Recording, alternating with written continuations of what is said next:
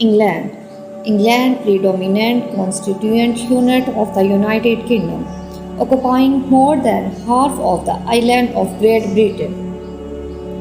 Outside the British Isles, England is often erroneously considered synonymous with the island of Great Britain and even with the entire United Kingdom, despite the political, economic, and cultural legacy that has secured the reputations of its name. England no longer officially exists a governmental or political unit.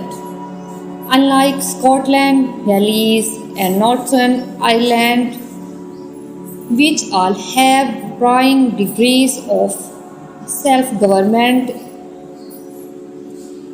in domestic affairs, it is rare for institutions to operate for England alone. Notable exceptions are the Church of England and sport associations for cricket, rugby, and football. In many ways, England has smugly been absorbed within the larger mass of Great Britain since the Act of Union of 1707. Soils. In journeys of only a few miles, it is possible to pass through a sections of different soil structures, such as from chalk-down to alluvial river valleys, from limestones to sandstone and acid heat, and from clay to sand. Each type of soil brings its own class of vegetations. The Cumbrian Mountains and most of the southwestern peninsula have acid brown soils. The eastern sections of Pennines have soils ranging from brown earths to podzol. Richard brown soils predominate in much of southern England. Acid soils and podzol occur in the southeast.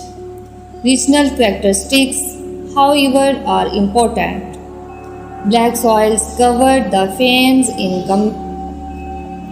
Cambridgeshire and Norfolk. Clay soils predominates in the hills of the Weald, and the chalk downs, especially the North Downs of Kent, are covered by a variety of stiff brown clay with sharp angular flints. Weather in England is as variable as the topography. As in other temperate maritime zones, the averages are moderate. England shares with the rest of Britain a diminished spectrum of vegetation and living creatures, partly because the island was separate from the mainland of Europe. So, after much of it had been swept bare by the last glacial periods, and partly because the land has been so industrially worked by humans.